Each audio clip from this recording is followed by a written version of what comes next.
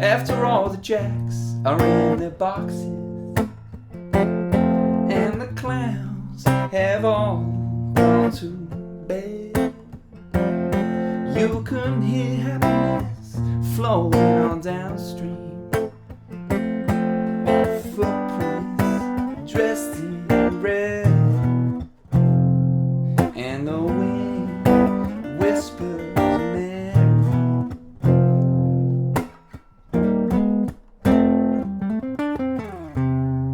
Hey guys, how you doing? It's Charlie. We're going to be looking at the wonderful Wind Cries Mary by Jimi Hendrix today. Singing lesson not included. You'll have to excuse that, I'm afraid. I've had loads of requests for this number. It's a classic Jimi Hendrix ballad with all his typical kind of rhythm guitar sort of intricacies. However, it's reasonably easy to play from a relative kind of newbie. You know, Little Wing's got a lot more going on, but Wind Cries Mary is relatively easy to get going to start with. So thought we'd have a good look at it and just get the rhythm parts down. Regards guitars, obviously I couldn't have chosen a less or more inappropriate guitar, but I did. I haven't got a Strat, so Jimmy would have been using a Strat obviously for this one, a nice warm kind of neck pickup. So yeah, anything with a kind of warm, clean, valve-driven sound is gonna get you close. So to start with, we start with this kind of motif. It's very simple. It's based around a kind of E flat. Well, it's basically an E flat 5 over B flat. So you play an E flat power chord, which is 7th fret on your 5th string, and 6th fret on your 5th string, and 8th fret on your 4th string. But then you move your first finger up and bar across the 6th string as well. All right. So you end up getting a B flat over that as well. So you actually have that chord.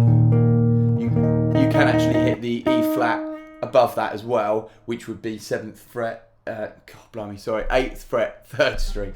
So you've got, if I go from low to high, you're going 6, 6, 8, 8. He does catch that occasionally, but again, you know, we want to be fairly exact, but not too particular about it, because it becomes ridiculous. But if we're going to call it that chord, so it's an E flat 5 over B flat, and that moves up chromatically. Just means up a fret at a time. So we go from E flat, E, F5 with basically the 5th in the bass. Bit more exciting than, but he chose to go. Okay, the rhythm, just you know, you can hear the rhythm. We're just going 1, 3, 4, and so we come in and.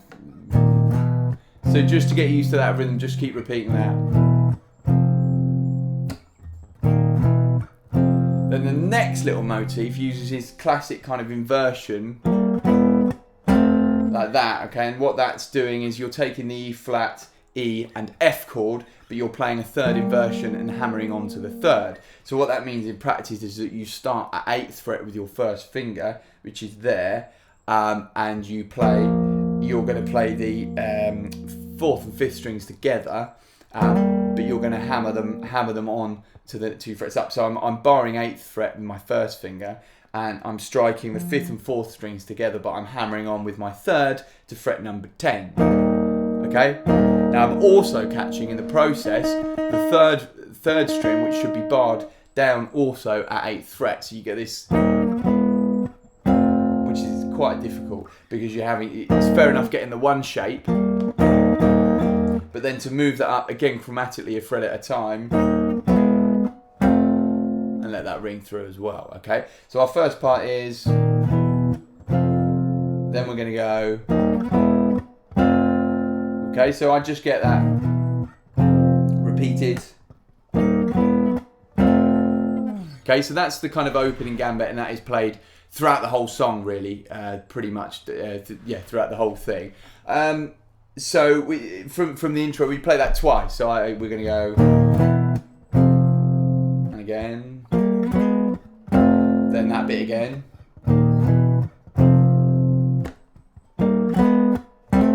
Then we've got this little lick, which basically brings us then back into the it brings us into the verse, right? So this is kind of based around the notes of F major. We're in the key of F major pentatonic, and it's just a nice little way of bringing it in. Now he does approximate this, as he always does, on a number of occasions. So it's a kind of rough. You can be a bit rough with it. Certainly, you can be a bit rough around the edges with exactly what notes you play. But we're positioned up here at 10th, okay, and we're going to hit number 10, okay, hit number 10, then hit it again on the 5th string and hammer on quickly to number 12. Then down to number 10 on the 4th string, okay. So that's what we've got so far. 10 on the 4th string, then up to 12 on the 4th string. So we got. Then you come basically down that scale. Okay, so 10, then 12 on the 4th string, back to the 10 on 4th string, then back to the 12 on 5th string. The thing that you're going to have to watch is that grace note. Because essentially it's a grace note. It just means it's very quick. So it hasn't really got any rhythmic value. Instead of, it's not that, it's. You can be a bit rough with it, I suppose. That doesn't quite work as well, but I think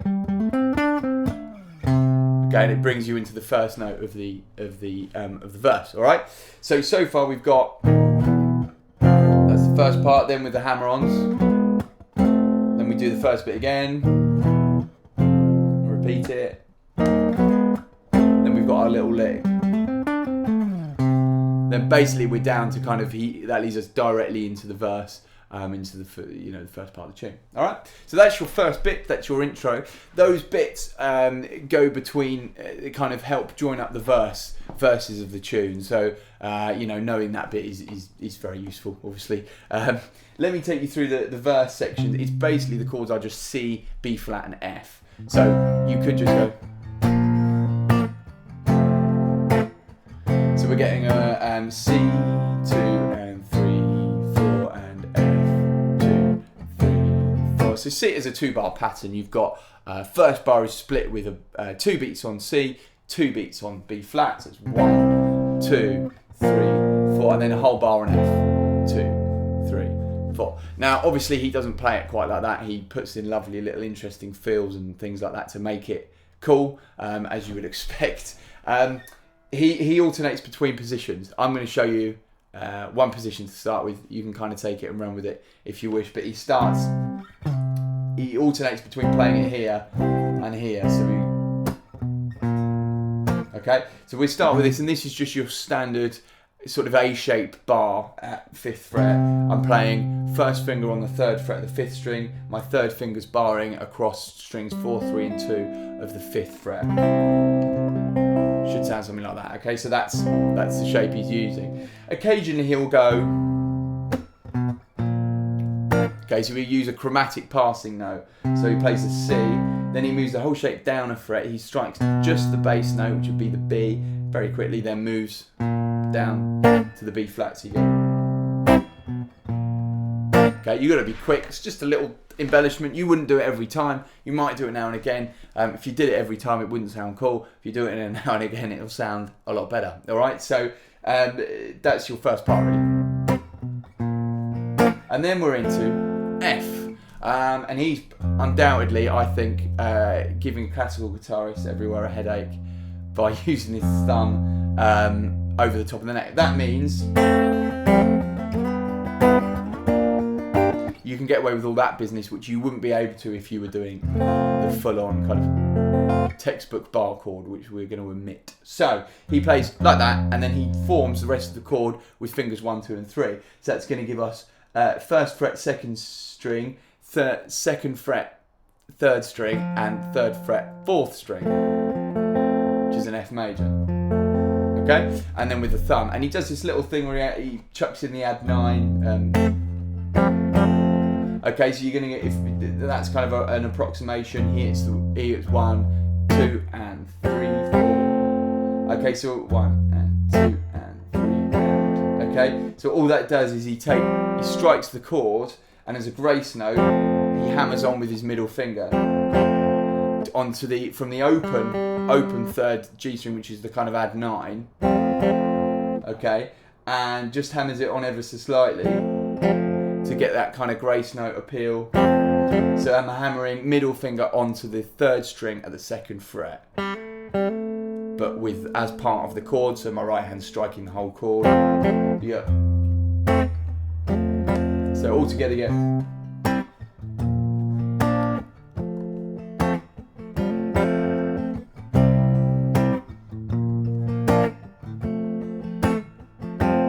Now that happens 3 times, okay? Okay, now you could kind of take that and run with it any way you like. You might go.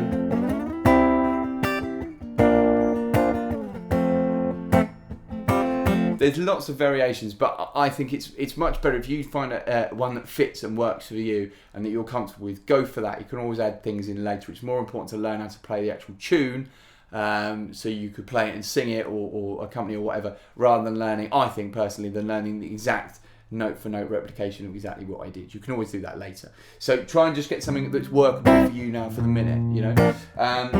Okay, now the only other part that moves through is he does that 3 times. On the end of the 3rd time, we're going to go move that whole shape up 2 frets. So that will bring you to a G, and we're going to add in, okay, what we would call a G6 or 13, we'll call it a 6. He's doing that with his little finger. So you've got your kind of shape here. So if I go, my thumb's on the bass note, my 3rd finger's 5th fret 4th string, my middle finger is 4th fret 3rd string, and my 1st finger is 3rd fret 2nd string.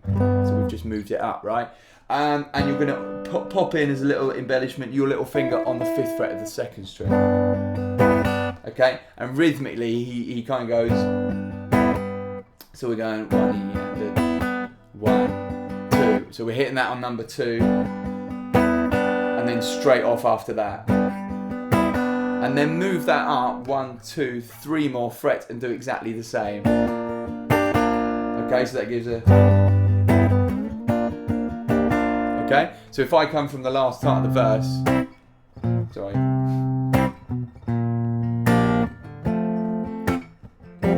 Moving up to the G, and then this would be the B flat. Okay, and that's the whole section of the verse before we then go back to where we started.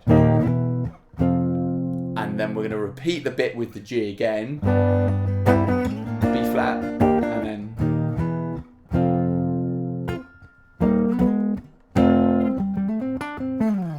and then you're back into the verse. All right. So that's the whole section really. I'll just run through that. So I go.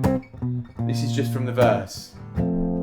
So this is your first time, C, B flat, F, with a little add 9. 3rd time, F. Okay, then you go up to the G, B flat, and then you're going to go back to the G. You finally finish with the hammer-on part, put the lick in. Just about, and then you're back into the next verse. All right. So those are the key sections of the tune to get together. There's 3 verses in total. There is a guitar solo, which I think I'm gonna have to save for another time because it's beautiful, but it's going to take a while to get through. So those are all the main bits of the tune, really, guys. Have a little go. Try using these embellishments to create your own ideas. Really, I know it's the obvious thing to say, but it is so important that you take what he did and sort of mess around with it. You know.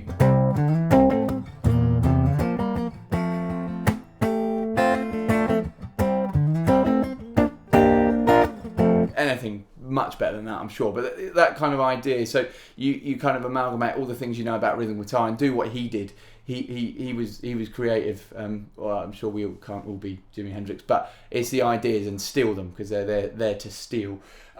Cool. I hope you enjoyed it. There'll be loads more videos coming soon, and I'll see you on the next one. Cheers.